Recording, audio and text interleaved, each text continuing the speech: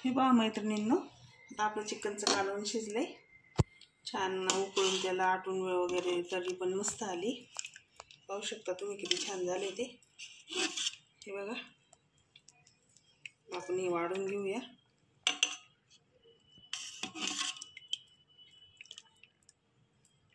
पहा किती छान तरी आली।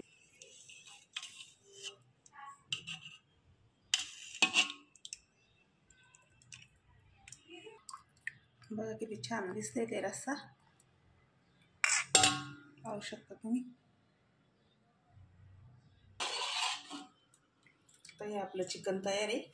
आज आपण कुकरमध्ये नाही बनवले, पातेल्यामध्ये पहा रस्सा पण किती छान आहे आणि तर्री पण आली भरपूर। आवडलं तर लाईक करा, सबस्क्राईब करा। पहा